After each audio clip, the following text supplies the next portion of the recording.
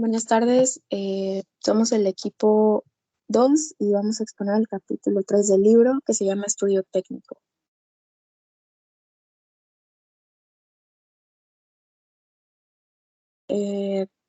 Lo primero que vamos a ver son los objetivos y generalidades del estudio técnico y las partes que lo conforman. Objetivos y generalidades del estudio técnico. Los objetivos del análisis técnico operativo de un proyecto son los siguientes. El primero, verificar la posibilidad técnica de la fabricación del producto que se pretende. Y el segundo es analizar y determinar el tamaño, la localización, los equipos, las instalaciones y la organización óptimos requeridos para realizar la producción. En resumen, se pretende resolver las preguntas referentes a dónde, cuándo, cuánto, cómo y con qué se desea producir. Entonces, el aspecto técnico operativo de un proyecto comprende todo aquello que tenga relación con el funcionamiento y la operatividad del propio proyecto. Y bueno, ahora las partes que conforman un estudio técnico son el análisis y determinación de la localización óptima del proyecto, eh, análisis y determinación del tamaño del proyecto, análisis de la disponibilidad y el costo de los suministros e insumos, identificación y descripción del proceso y la determinación de la organización humana y jurídica que se requiere para la correcta operación del proyecto.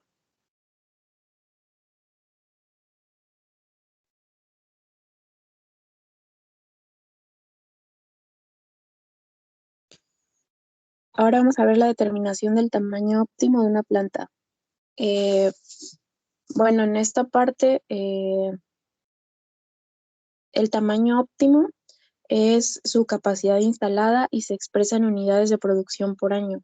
Se considera óptimo cuando opera con los menores costos totales o la máxima rentabilidad económica. En esta parte de la metodología de evaluación de productos es donde más se requiere de los ingenieros, en el sentido diciendo que de las personas que utilizan su ingenio para resolver ciertos problemas. Para determinar el tamaño óptimo de la planta es necesario conocer con mayor precisión los tiempos determinados y los movimientos del proceso, o en su defecto, pues diseñar y calcular esos datos con una buena dosis de ingenio y de ciertas técnicas. Si no se conocen estos elementos, entonces el diseño de la planta pues viene a ser un arte más que un acto de como tal de la ingeniería. Ahora, la manufactura no es una función de la ingeniería, sino más bien una función de negocios. Cuando se invierte en una nueva unidad productiva, debe observarse no solo el aspecto técnico, sino también el aspecto de los negocios. El primer aspecto que corresponde a la ingeniería, el segundo corresponde a la manufactura, y eso es porque la empresa privada en la empresa privada siempre se invierte para obtener una ganancia. Por tanto, el primer punto es el más importante eh, para poder analizar el tipo de manufactura que deberá emplearse para elaborar el producto bajo estudio. Y debe de entenderse por manufactura la actividad de tomar insumos como las materias primas, la mano de obra, la energía, etcétera. Y eso que mencioné se debe de convertir en producto. Hay 5 tipos genéricos de procesos de manufactura. El primero es por proyecto, el segundo es por órdenes de producción, por lotes en línea y por último el continuo. Bien, ahora el proceso productivo. Todo proceso productivo conlleva una tecnología que viene a ser la descripción detallada paso a paso de operaciones individuales que deben llevarse a cabo y permiten la elaboración de un artículo con especificaciones precisas. Entonces, de lo anterior, se puede deducir que la siguiente etapa, eh, que es indispensable para determinar y optimizar la capacidad de la planta, pues es conocer el detalle es conocer al detalle la tecnología que se empleará. Después de esto se entra a un proceso iterativo donde intervienen los siguientes factores. El número uno, que es la cantidad que se desea producir, la cual a su vez depende de la demanda potencial que se calculó en el estudio de mercado y de la disponibilidad de dinero. Además, determina en gran medida el proceso de manufactura a seleccionar. El número dos es la intensidad en el uso de la mano de obra que se quiera adoptar, procesos automatizados o semi-automatizados o con abundante mano de obra en las operaciones. Esta decisión también depende en buena medida del dinero disponible, ya que un proceso totalmente automatizado requiere una mayor inversión. El número tres, la cantidad de turnos de trabajo. Puede ser un solo turno de trabajo con una duración de 10 horas, dos turnos con una duración de 9 horas, tres turnos de 8 horas o cualquier otra variante. No es lo mismo producir 10 toneladas trabajando uno, dos o tres turnos diarios. La decisión afectará directamente la capacidad de la maquinaria que se adquiera. Esta consideración se evita en procesos continuos de manufactura. La número cuatro es la optimización individual de cada máquina que interviene en el proceso productivo y del llamado equipo clave, es decir, aquel que requiere de la mayor inversión y que por tanto se debe aprovechar al 100% de su capacidad. Si no se hace así, disminuirá la optimización del proceso, lo cual se reflejará en una menor rentabilidad económica de la inversión al tener instrumentos muy costosos. Y por último, la número 6, que es la optimización de la mano de obra. Si se calcula mal la mano de obra requerida, habrá problemas. Con una estimación mayor, habrá mucha gente ociosa y se pagarán salarios de más. Si sucede lo contrario, los trabajadores no alcanzarán a cubrir todas las tareas que es necesario realizar, lo que entonces retrasa el programa de producción.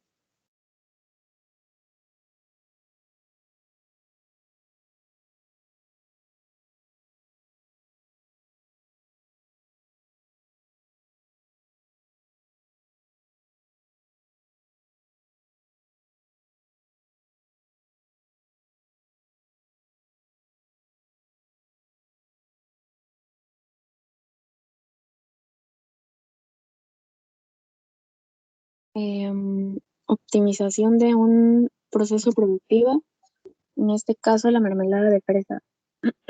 El proceso seleccionado es la elaboración de mermelada de fresa envasada en recipientes de vidrio de 250 gramos de capacidad, esterilizada y etiquetada. La manufactura se efectúa por lotes.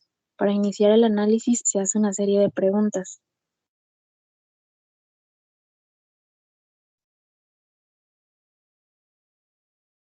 La número uno, ¿se conoce el proceso productivo? Bueno, en este caso sí, y tiene operaciones generales que serían las siguientes. La A sería recepción y almacenamiento de fruta, azúcar y materias primas en general. La siguiente sería la selección de la fruta en una banda, que es la misma en la que se realiza el lavado con agua por aspersión. Eh, el siguiente sería que la fruta pasa directamente a una marmita, que es un tanque de acero inoxidable enchaquetado para escalde a 60 grados centígrados durante 5 minutos. El escalde consiste en un bañado de la fruta en agua muy caliente para quitar impurezas y suciedad de la superficie. Después viene el paso en el que la fruta pasa por una banda a una mesa para el troceo. Es decir, bueno, cortar la fresa en pequeños trocitos. Después pasa a un tanque para mezclar la fruta con el azúcar, el agua y los demás ingredientes durante 5 minutos hasta que sea algo homogéneo. Después pasa del tanque a la envasadora, en donde la mezcla se envasa en frascos de 250 gramos y se tapa herméticamente. Luego se junta un lote de frascos cuyo número es variable y se mete a una esterilizadora a 120 grados centígrados durante 1 hora. Después de que sale de la esterilizadora, se enfría con un ventilador hasta unos 35 a 40 grados centígrados. De aquí se pasan a una etiquetadora y los frascos se colocan en cajas de cartón con capacidad de 20 frascos cada caja. Por último, las cajas con frascos se acomodan en el almacén del producto terminado. Para la siguiente pregunta, que es cuánto se desea producir, se desean producir 3 toneladas diarias de mermelada envasada en frascos de 250 gramos, que nos da un total de 12,000 frascos por día. Luego la tercera es si hay restricciones de dinero para comprar el equipo. Bueno, para ejemplificar esto, pues no hay ninguna restricción de este tipo. La pregunta número 4 sería ¿cuántos días a la semana y cuántos turnos de trabajo por día se pueden trabajar? Bueno, se desean trabajar 6 días a la semana con un turno de 10 horas y 1 hora para comer. Además, se considera que se dedicará 1 hora al día en arrancar el proceso y lavar el equipo al final del día. Esto lleva a que se deben de producir los 12,000 frascos en 8 horas efectivas de trabajo por día. La pregunta número 5. ¿Cuántas operaciones se quieren y se pueden automatizar? Bueno, automatizar significa que la operación se efectúe con una máquina y no por medios manuales. En este caso, pues se desea automatizar, todos los procesos que sea posible, incluyendo la mayoría de las operaciones de transporte que se realizan por bandas. El parámetro de referencia para decidir automatizar una maniobra es que el equipo requerido trabaje al menos 70% del tiempo disponible por turno. La razón de esto es que tal maquinaria pues es cara y sería una inversión improductiva gastar en ellos para que trabajen poco tiempo. Las operaciones que se deciden automatizar son la mezcla en el tanque, que se hace mediante un agitador mecánico, el envasado y el tapado, el esterilizado y el etiquetado. El troceo es una operación semiautomática porque consiste en bajar una serie de cuchillas sobre la fruta para dividirlas en trozos pequeños. Esa maniobra se efectúa manualmente, de forma que pues esa operación no se consideraría automática. La pregunta número 6 es, ¿se conoce el rendimiento de la materia prima en el proceso? En este caso, digamos que sí se conoce y se puede efectuar por medio del balance de materia prima. Un buen proveedor de materia prima logrará que solo se desperdicie el 3% de las fresas por magulladuras. Si además se les quita el pedúnculo, entonces la merma total es de 6%. Por tanto, 1,750 kilogramos de fresas más otros ingredientes que no sufren merma es igual a 3 toneladas de mermelada más 100 kilogramos de pedúnculos y fresa en mal estado. Con estos datos se generan al menos 2 alternativas de diseño de proceso que varían en su grado de automatización.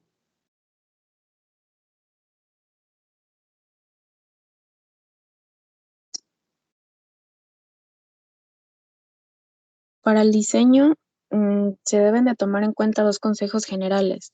El primero es, trate de evitar en lo posible el almacenamiento del producto entre las operaciones que conforman el proceso. En la medida en que el proceso sea continuo, se incrementará la productividad. Esto, a su vez, condiciona a que los equipos cuya tecnología sea el procesamiento por lotes se adquieran con las capacidades más bajas disponibles en el mercado. El número 2 es trate de balancear en la medida de lo posible las capacidades de los equipos, entendiendo por balancear el comprar los equipos que realizan cada una de las operaciones del proceso a una capacidad tal que ninguno de ellos esté ocupado más de 80% ni menos de 40% del tiempo disponible por turno. Así se evitarán cuellos de botella o equipos costosos que estén ociosos por mucho tiempo. Alternativa seleccionada. Aquí no se muestra todo el proceso iterativo para la generación de alternativas.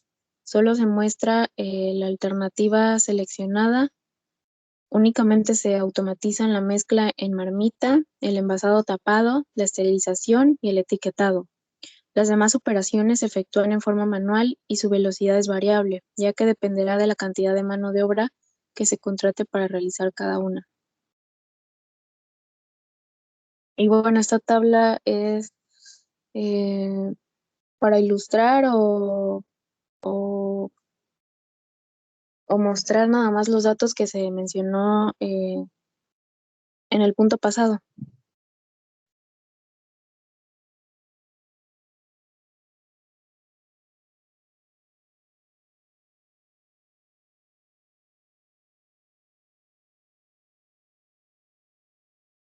Esta es las relaciones entre entre las capacidades y la producción. La capacidad del diseño, que serían, por ejemplo, 100 toneladas, va reducido por mezcla de productos y condiciones del mercado a largo plazo, altas especificaciones de calidad, balance inadecuado entre equipo y mano de obra. De ahí la capacidad del sistema, que por ejemplo serían 95 toneladas. Eso es reducido por efectos a corto plazo como la demanda actual, desempeño de los directivos, dígase mala programación, estrategias y control eficiente, etc. También la ineficiencia de los trabajadores, como falta de aptitudes y bajo nivel de esfuerzo. O la ineficiencia de las máquinas, cuando éstas tienen paros, necesitan mantenimiento o reemplazo, etc. Y entonces finalmente nos queda una producción real de, por ejemplo, 90 toneladas. Ahora se distinguen tres diferentes capacidades dentro de un equipo.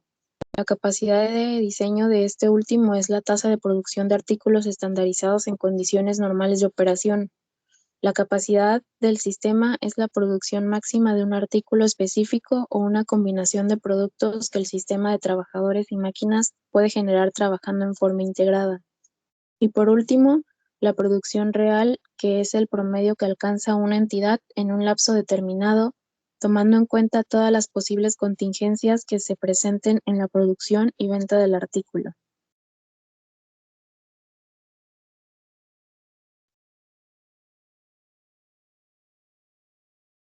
Factores que determinan o condicionan el tamaño de una planta.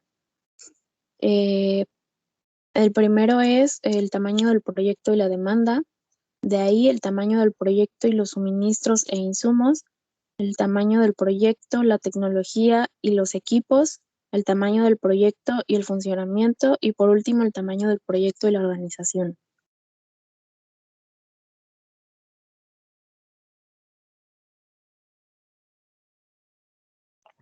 Método de Lange. Lange define un modelo particular para fijar la capacidad óptima de producción de la nueva planta. Se sustenta en la hipótesis real de que existe una relación funcional entre el monto de la inversión y la capacidad productiva del proyecto, lo cual permite considerar a la inversión inicial como medida directa de la capacidad de producción tamaño. Si se logra obtener una función que relacione la inversión inicial y los costos de producción, esta mostrará que un alto costo de operación se asocia con una inversión inicial baja y viceversa. Esto se debe a que el mayor uso de un factor permite una menor inversión en otro factor. Ok, acá tenemos la expresión del costo total, que pues, es una fórmula que nos dice que el costo total es igual a I subíndice 0 por C, más la sumatoria en periodo igual a 0, donde C sobre 1 más T a la T es igual al mínimo de costos, donde C es igual a los costos de producción y subíndice 0 es la inversión inicial. La I es la tasa de descuento. T, periodos considerados en el análisis. En esas condiciones, el costo total alcanzará su nivel mínimo cuando el incremento de la inversión inicial sea igual a la suma descontada de los costos de operación. La siguiente, por favor. Método de escalación. Una forma más detallada de determinar la capacidad óptima de producción es considerar la capacidad de los equipos disponibles en el mercado y con esto analizar las ventajas y desventajas de trabajar cierto número de turnos de trabajo y horas extra. Cuando se desconoce la disponibilidad de capital para invertir, este método es muy útil. Se investigan las capacidades de equipos disponibles en el mercado y se calcula la máxima producción al trabajar 3 turnos, lo cual, de hecho, proporciona una gama de capacidades de producción. Posteriormente, hay que considerar, dadas las características del proceso, los días que se trabajarán al año, y si el proceso productivo puede detenerse en cualquier momento sin prejuicio del mismo o de los costos de producción. La siguiente, por favor. Ok, consideraciones sobre el tamaño cuando se realiza un estudio de reemplazo de equipo. La demanda en este tipo de estudios está definida como las necesidades de servicio de la máquina. El tamaño del aparato que se debe comprar debe ser muy superior a la demanda actual de servicio, ya que si se adquiere un equipo con capacidad igual a la demanda actual, al menor crecimiento, lo cual se da a corto plazo en una empresa sana, nuevamente presentaría problemas de capacidad insuficiente. Por tanto, la capacidad de la nueva máquina debe ser tal que pueda absorber sin problemas la demanda creciente del servicio. La siguiente, por favor. Localización óptima del proyecto. Es lo que contribuye en mayor medida a que se logre la mayor tasa de rentabilidad sobre el capital, criterio privado, o a obtener el costo unitario mínimo, criterio social. La siguiente. Bueno, ya.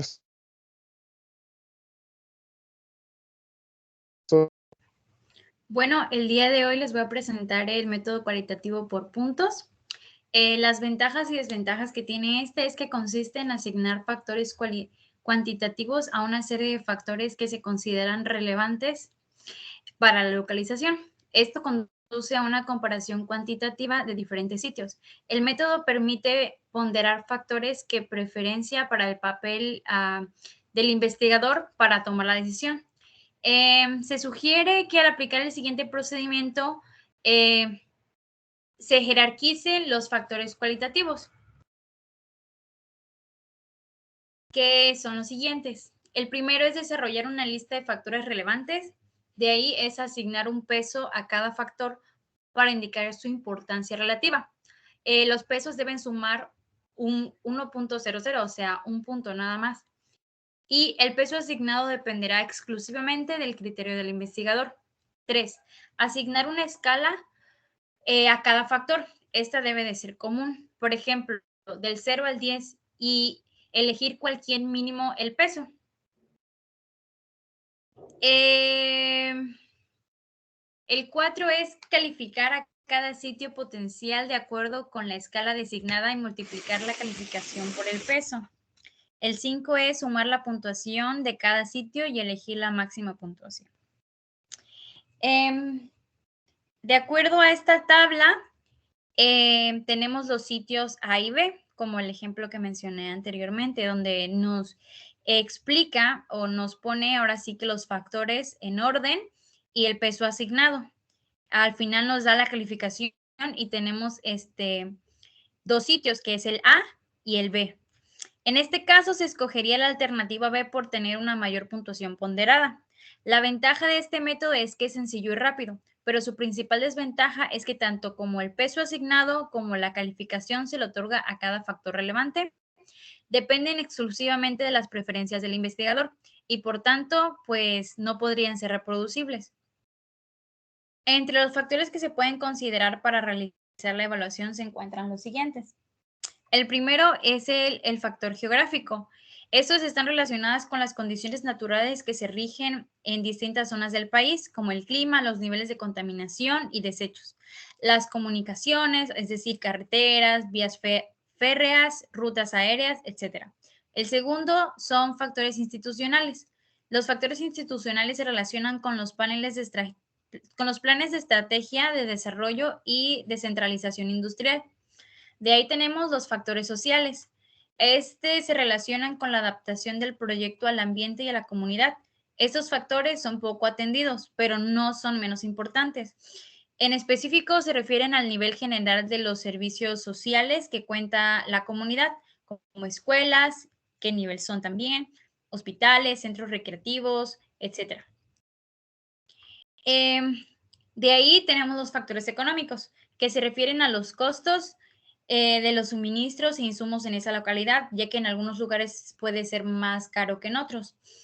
como también la mano de obra, las materias primas, el agua, la energía eléctrica, los combustibles, la infraestructura disponible, los terrenos y las cercanías de los mercados y las materias primas. De ahí tenemos el método cuantitativo de Vogel, ventajas y desventajas. Este método apunta al análisis de los costos de transporte, tanto de materias primas como de productos terminados. El problema del método es que consiste en reducir al mínimo posible los costos de transporte, destinando a satisfacer los requerimientos totales de demanda y abastecimiento de materiales. Sus supuestos también considerados como desventajas del método son los siguientes. El primero son los costos de transporte, que son una función lineal del número de unidades embarcadas. El segundo es tanto la oferta como la demanda se expresan en unidades homogéneas. El tercero es que los costos unitarios de transporte no varían de acuerdo con la cantidad transportada. El cuarto es la oferta y la demanda que deben ser iguales. El quinto es la cantidad de oferta y demanda que no varían con el tiempo. El sexto es no se considera más efectos para la localización de costos de transporte. Y a continuación tenemos una tabla que se le llama matriz común para el modelo de Vogel, utilizando la localización de la planta, en donde tenemos que la columna ABC es la oferta y la demanda es la W, X, Y y Z. Entre sus ventajas está que es un método preciso y totalmente imparcial. En los renglones A, B y C se encuentran los sitios que abastecerán la demanda hasta los sitios W, X, Y y Z. En el recuadro de cada intersección oferta-demanda aparece el costo de transportar una unidad desde el sitio de origen, que sería el de oferta, A, por ejemplo, hasta su sitio de destino, que sería demanda. Y que podría ser la Y, por ejemplo. Y en la parte derecha de la matriz y en el renglón en la base aparecen las cantidades máximas de oferta y demanda. Esto va a depender de cada localidad. Una condición indispensable para que la matriz tenga solución es que la suma de toda la oferta sea igual a la de toda la demanda. El resultado que aparece en la casilla del ángulo inferior derecho, si no fuera así, la matriz daría una solución degenerada. Los pasos a resolver la matriz son calcular la diferencia entre los dos costos más pequeños de cada fila y cada columna. Después, escribir los números resultantes al lado derecho y en la base de cada fila y columna. Seleccionar el renglón y la columna que tenga mayor diferencia de costo y asignar tantas unidades como sea posible a la casilla de costo más bajo. Esto como para nivelar el gasto. En caso de empate, se selecciona un renglón o columna que tenga la casilla más bajo en costo. De ahí no se consideran en situaciones posteriores el renglón o columnas que haya sido satisfecho. El cuarto sería usar una matriz ya reducida al eliminar renglones y columnas y repetir los pasos del 1 al 3 hasta que toda la oferta haya sido asignado a toda la demanda y esta haya sido satisfecha en su totalidad. Es decir, que ya ambas sean iguales. De ahí tenemos la ingeniería del proyecto. Los objetivos generales de la ingeniería del proyecto es que el objetivo general del estudio de ingeniería del proyecto es resolver todo lo concerniente a la instalación y funcionamiento de la planta, desde la descripción del proceso, adquisición de equipo y maquinaria, se determina la distribución óptima de la planta, hasta definir la estructura jurídica y de organización que habrá de tener la planta productiva. De ahí tenemos el proceso de producción. Son 4 factores o son 4 pasos.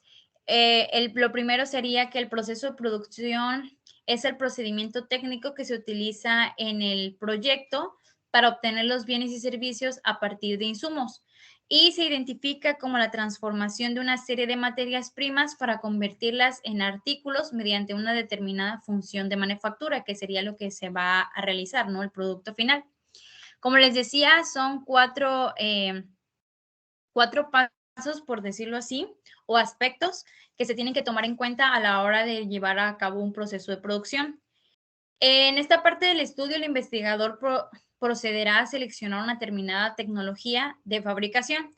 Se entenderá por tal al conjunto de conocimientos técnicos, equipos y procesos que se emplean para desarrollar una determinada función. Es decir, lo que van a hacer en esa área, en ese momento de proceso productivo, qué tecnología se va a utilizar, cuánto puede costar también, qué conocimientos se necesitan para emplear esas maquinarias, esas tecnologías.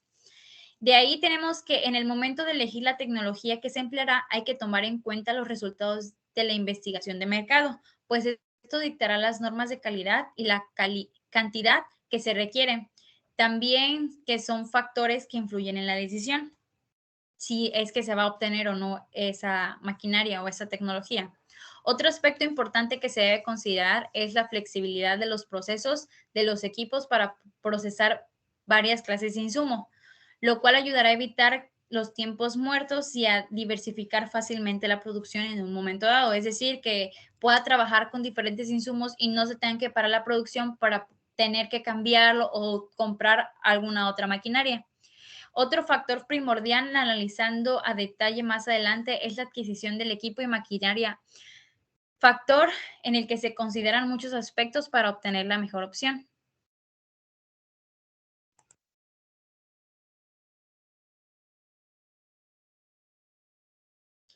Aquí tenemos la tabla, que sería el estado inicial, donde pertenecen los insumos y suministros. De ahí el proceso transformador, que sería lo que se va a realizar o el proceso que se tiene que dar a la materia prima para cambiarlo, que también sería el proceso, el equipo productivo, la organización, y aquí podemos ver lo que cada uno es. Y para darnos al final el producto final, que en este caso serían los productos, bienes finales resultado del proceso de transformación, o también podrían ser subproductos o residuos.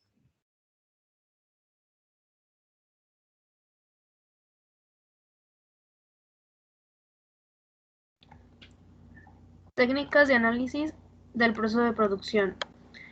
Bueno, después de que ya se ha descrito la manera en que se desarrolla el proceso productivo, viene pues una segunda etapa, que es el analizar el proceso o la tecnología. La utilidad de este análisis es básicamente que cumple dos objetivos: facilitar la distribución de la planta aprovechando el espacio disponible en forma óptima, lo cual a su vez optimiza la operación de la planta mejorando los tiempos y movimientos para los hombres y las máquinas. Para representar y analizar el proceso productivo existen varios métodos, algunos de los cuales se van pues a ir mostrando a continuación. El primer método es el diagrama de bloques, que es el método más sencillo para representar un proceso. Consiste en que cada operación unitaria ejercida sobre la materia prima se encierra en un rectángulo. Cada rectángulo o bloque se une con el anterior y el posterior por medio de flechas que indican la secuencia de las operaciones como la dirección del flujo. En la representación se acostumbra a empezar en la parte superior derecha de la hoja. A continuación, pues podemos ver un ejemplo de un diagrama de bloques.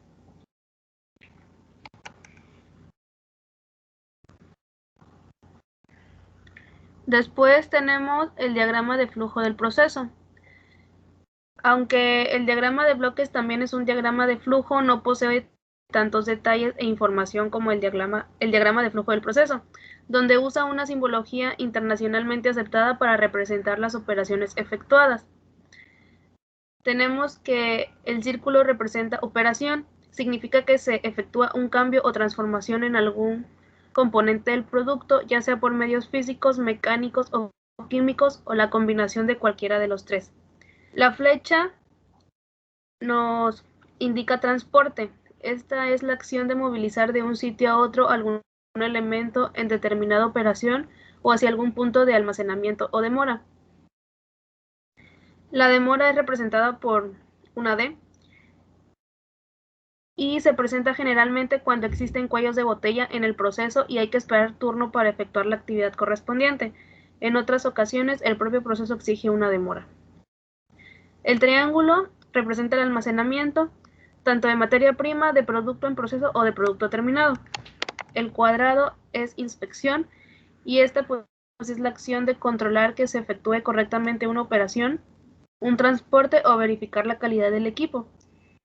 Y por último, tenemos el círculo dentro de un cuadrado que representa operación combinada. Ocurre cuando se efectúa simultáneamente dos de las acciones pues ya mencionadas.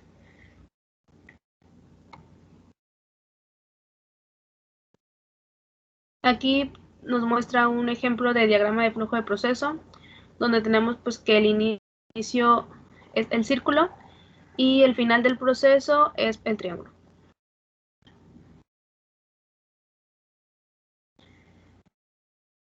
De ahí tenemos el cursograma analítico. Más que un diagrama, pues es una técnica que consiste en hacer un análisis muy detallado del proceso, básicamente con la intención de reducir el tiempo, la distancia o ambos parámetros dentro de un proceso que ya está en funcionamiento. A diferencia de los diagramas de bloque y del diagrama de proceso, los cuales pueden ser empleados en estudios sobre instalaciones que todavía no existen, el cursograma analítico es más apropiado para estudios de redistribución de planta. Esto limita su uso en proyectos de ampliación de la capacidad de instalaciones y en estudios de redistribución de áreas. En la siguiente figura podemos observar un formato de cursograma analítico donde se observan las columnas de tiempo y distancia y en la parte superior el método actual y método propuesto. Se espera que en el método propuesto, que es la redistribución de áreas, el tiempo, la distancia o ambos se hayan reducido.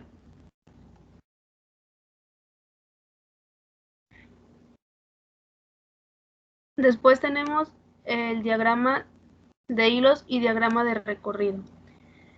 Estos pues son básicamente lo mismo, excepto por la forma en que se presentan. Ambos muestran con una gráfica la ruta que recorre la materia prima, desde que sale del almacén hasta que se convierte en producto final. Mientras el diagrama de hilos se presenta como una maqueta tridimensional y con hilos de colores, se señala el recorrido de los materiales. En el diagrama de recorrido se hace exactamente lo mismo, pero solo sobre un dibujo. De ahí tenemos el iconograma.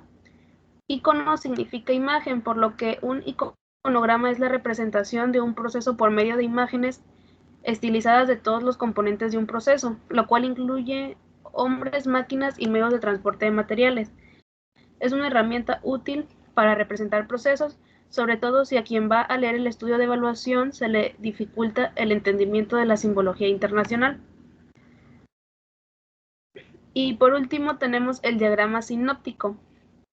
Este diagrama solo se utiliza los símbolos internacionales de operación y transporte.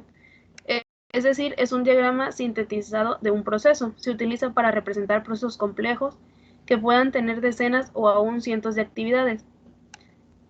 Este diagrama mostrará de manera rápida y clara las principales actividades, omitiendo mostrar las demoras, almacenamiento e inspecciones. Si el proceso a analizar es muy sencillo, esto quiere decir que no tenga más de 30 operaciones, es mejor utilizar un diagrama de flujo normal que intentar sintetizarlo.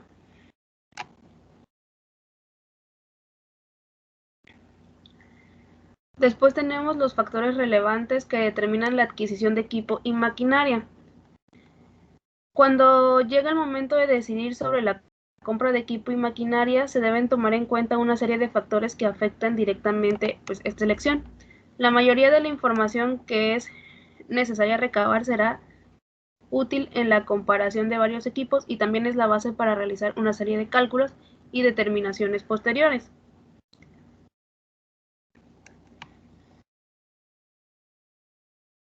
A continuación se menciona la información que se debe recabar y la utilidad que tendría en etapas posteriores. En inciso A tenemos el proveedor, que es útil para la presentación formal de las cotizaciones. Después tenemos el precio, que se utiliza en el cálculo de la inversión inicial. Después dimensiones, que es el dato que se usa al determinar la distribución de la planta. En el inciso D tenemos la capacidad, que es un aspecto muy importante, ya que de esta depende el número de máquinas que se adquieran. Cuando ya se conocen las capacidades disponibles, hay que hacer un balanceo de líneas para no comprar capacidad ociosa o provocar cuellos de botella. Esto quiere decir que la cantidad y capacidad de equipo adquirido debe ser tal que el material fluya en forma continua. Después tenemos la flexibilidad, que se refiere a que algunos equipos son capaces de realizar operaciones y procesos unitarios en ciertos rangos y provocan en el material cambios físicos, químicos o mecánicos en distintos niveles. Después tenemos mano de obra necesaria. Esta es útil al calcular el costo de la mano de obra directa y el nivel de capacitación que se requiere.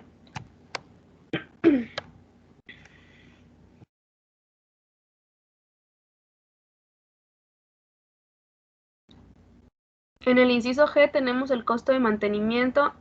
Este se emplea para calcular el costo anual del mantenimiento. Este dato lo proporciona el fabricante como un porcentaje del costo de adquisición.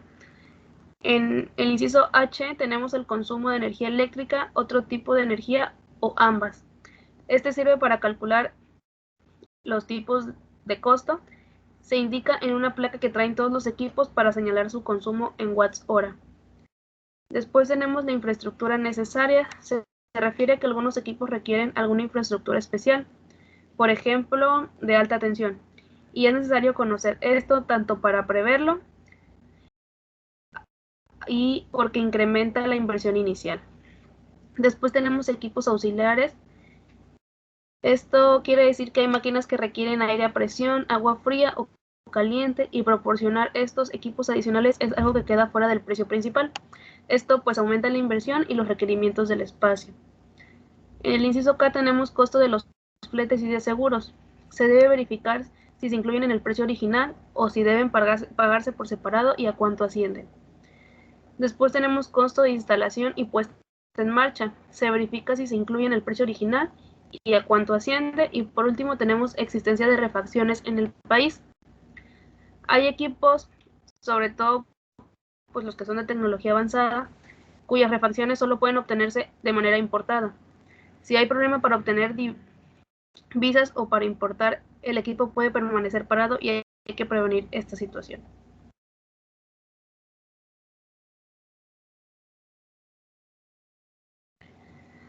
Después tenemos la distribución de la planta y objetivos y principios básicos de la distribución de la planta.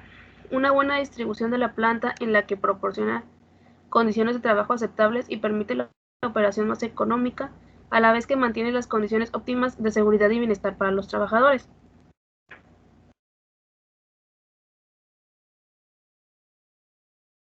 Los objetivos y principios básicos de una distribución de la planta son los siguientes, que son 1. Integración total. Este consiste en integrar en lo posible todos los factores que afectan la distribución para obtener una visión de todo el conjunto y la importancia relativa de cada factor.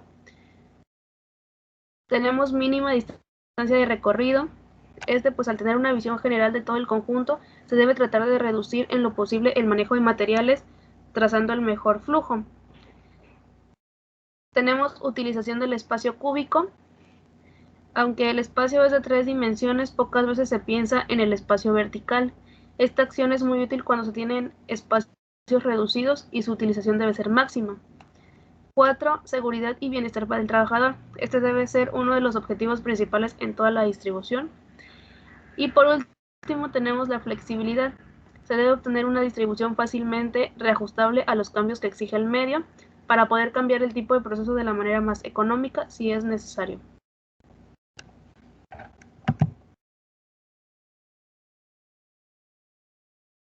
Bueno,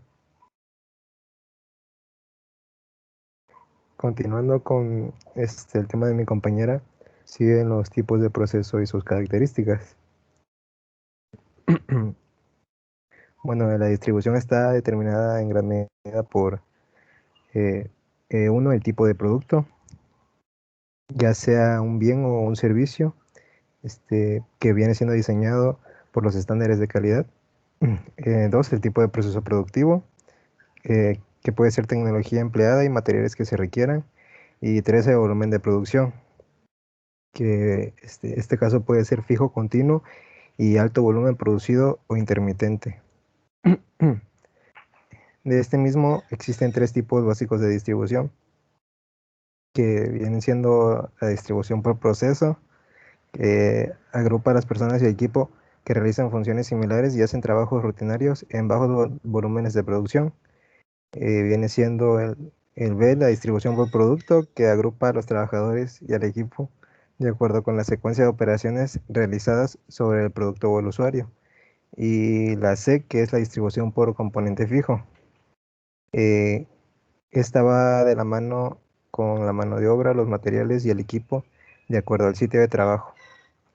En la siguiente, por favor.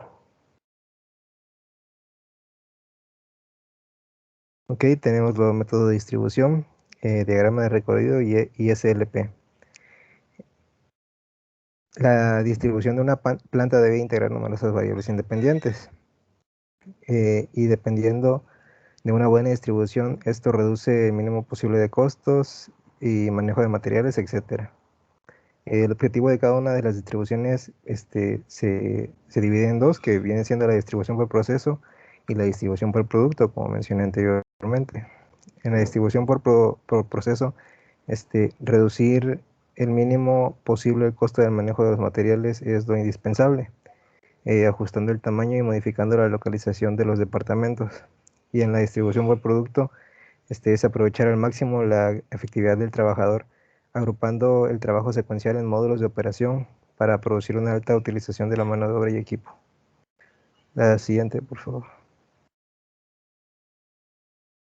Ok, tenemos el método de diagrama de recorrido. Este es un procedimiento de prueba y error que busca reducir al mínimo los posibles flujos no adyacentes, colocando en la posición central a los departamentos más activos. El método se puede desarrollar en 5 pasos. El primero vendría siendo hay que construir una matriz en donde tanto en los renglones como en las columnas aparezcan los departamentos existentes de la empresa, como se puede ver en la imagen de la derecha. 2 es determinar la frecuencia de transporte de materiales entre todos los departamentos llenando dicha matriz. 3 es ubicar la posición central de las distribuciones al o a los departamentos más activos.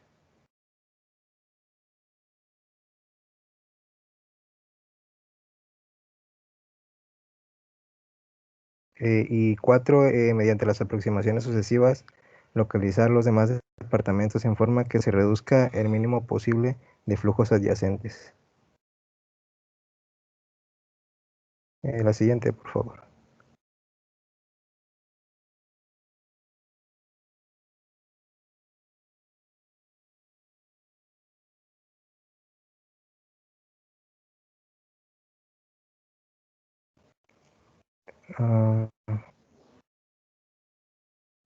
A ver, dale para atrás. Nada más quiero checar algo.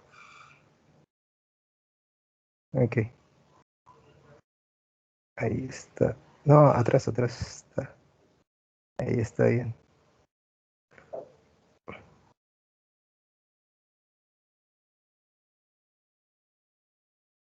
El método SLP se debe utilizar cuando el manejo de materiales no es intenso ni costoso. El primer paso es construir una matriz diagonal y anotar los datos correspondientes al nombre del departamento y el área que se ocupa. El segundo paso es llenar cada uno de los cuadros de la matriz con la letra del código de proximidades que se considere más acorde a la necesidad de la cercanía de los departamentos. Y el 3 es construir pues el diagrama de hilos que se mencionó. Bueno, aquí en esta tabla se puede observar cómo mediante las instrucciones que di anteriormente se agrupan las letras, el orden de proximidad y el tipo de valor de las líneas que se va a localizar en el método SLP. Lo siguiente, por favor. Bueno, el paso 4 es, como el diagrama de hilos debe coincidir con el de correlación en lo que se refiere a la proximidad de los departamentos, se debe considerar base para proponer la distribución. Y bueno, por último es la distribución propuesta. Si la distribución propuesta es óptima, cuando las proximidades coinciden en ambos diagramas y el plano de la y en el plano de la planta, esto quiere decir que se realizó una correcta diagrama SLP. La siguiente, por favor.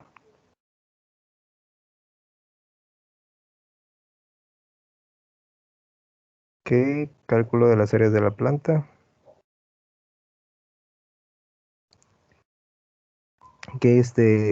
Bueno, a continuación se mencionan las principales áreas que normalmente existen en una empresa y cuál sería su base de cálculo. Con primer lugar tenemos la recepción de materiales y embarques de producto terminado.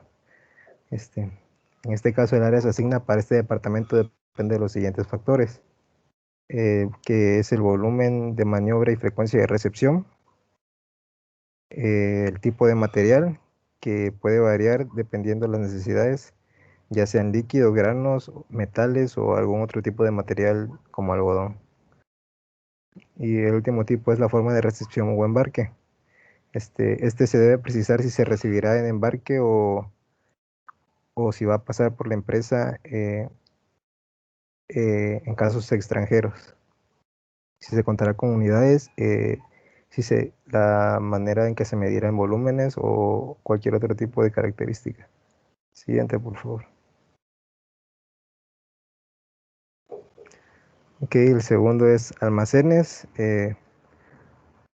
Bueno, en este caso la empresa puede tener tres tipos de materiales que vendrían siendo la materia prima, el producto en proceso y el producto terminado. En este caso se calcula el área de almacén de materia prima y se recomienda usar el concepto de lote económico de inventarios. Este lote es la cantidad que debe adquirirse cada vez que se surten los inventarios para manejarlos en forma económicamente óptica. Básicamente es un modelo determinístico para manejo de inventarios que supone la reposición instantánea, el consumo de materia prima a una tasa constante y el mantenimiento de una reserva de seguridad previamente establecida. Tenemos el departamento de producción como tercer punto, en donde el área que ocupe este departamento dependerá del número y de las dimensiones de las máquinas que se empleen, al igual que el número de trabajadores que se encuentren ahí. El punto 4 es el control de calidad, que pues es el área destinada del departamento. Esta área determinada dependerá del tipo de control que se ejerza y de la cantidad de pruebas que se realicen. Tenemos los sanitarios, que el tamaño del área donde se encuentra está sujeta a los señalamientos de la Ley Federal del Trabajo. Ordenamiento que exige que exista un servicio sanitario completo para cada 15 trabajadores del mismo sexo o fracción mayor de 7. La siguiente, por favor.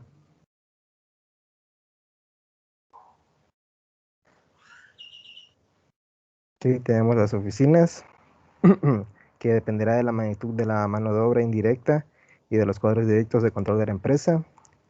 Tenemos el área de mantenimiento, en donde en todas las empresas se da un mantenimiento de algún tipo.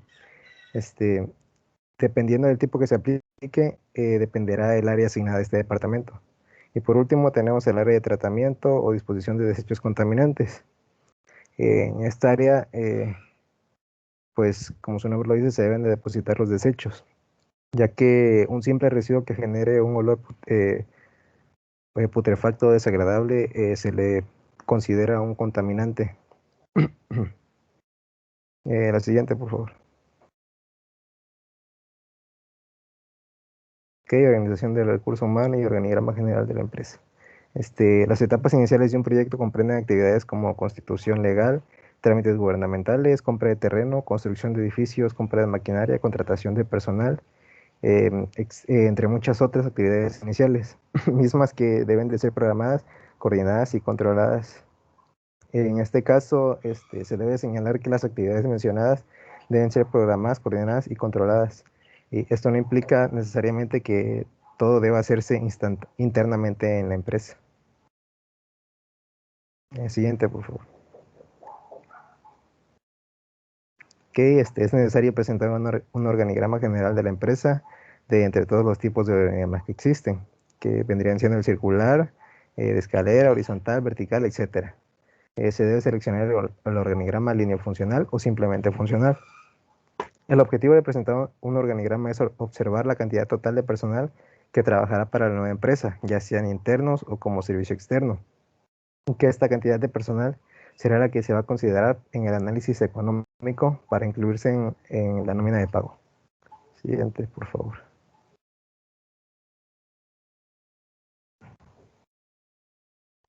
Hay una tendencia actual muy importante para la administración y organización de las empresas de nueva creación. El uso intensivo de los sistemas de información, las nuevas tendencias impulsan a la administración por procesos y a la organización inteligente. En este caso tenemos la administración por procesos, que implica definir cada uno de los procesos que suceden a lo largo de la cadena de suministros de la propia empresa. Y por el otro lado tenemos una organización inteligente, que viene siendo aquella que utiliza la tecnología informática en forma de una red interna en beneficio de la empresa. La siguiente, por favor. Que en el marco legal de la empresa y los factores relevantes se mencionarán los aspectos relacionados con la empresa y se señalará cómo repercute un conocimiento profundo del marco legal para el aprovechamiento de los recursos con que ella cuenta. Mercado. Bueno, para empezar tenemos mercado. En este punto tenemos la legislación sanitaria sobre los permisos que deben obtenerse de la forma de presentación del producto, sobre todo en el caso de los alimentos. Elaboración y funcionamiento de contratos con proveedores y clientes. Y 3, permisos de vialidad y sanitarios para el transporte del producto. La siguiente, por favor. Tenemos la localización, que en este caso vendrían siendo estudios de posición y vigencia de los títulos y de bienes raíces, litigios, prohibiciones, contaminación ambiental, uso intensivo de agua en determinadas zonas, apoyos fiscales por medio de extensión de impuestos a cambio de ubicarse en determinada zona, gastos notariales, transferencias, inscripción en registro público de la propiedad y el comercio, y la determinación de los honorarios de los especialistas o profesionales que efectúen todos los trámites necesarios. Siguiente, por favor. Estudio técnico. En la transferencia de tecnología, compra de marcos y patentes, pago de regalías, aranceles y permisos necesarios en caso de que se importe alguna maquinaria o materia prima, leyes contractuales en caso de que se requieran servicios externos. Ya. La siguiente, por favor. Administración y organización.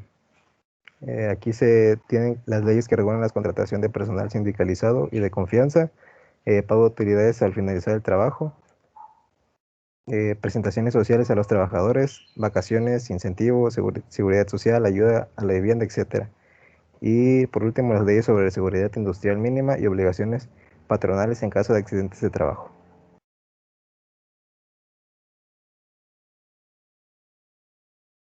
Ok, al final tenemos el aspecto financiero y contable. El primer punto es la ley del impuesto sobre la renta, que rige lo concerniente a los tratamientos fiscales sobre depreciación y amortización, método fiscal para la evaluación de inventarios, pérdidas o ganancias de operación, cuentas incobrables, impuestos por pagar, ganancias retenidas, gastos que puedan deducirse de impuestos y los que no estén sujetos a esta política, etc. Y también tenemos, si la empresa adquiere un préstamo de alguna institución crediticia, hay que conocer las leyes bancarias y de las instituciones de crédito, así como las obligaciones contractuales que de ello se deriven.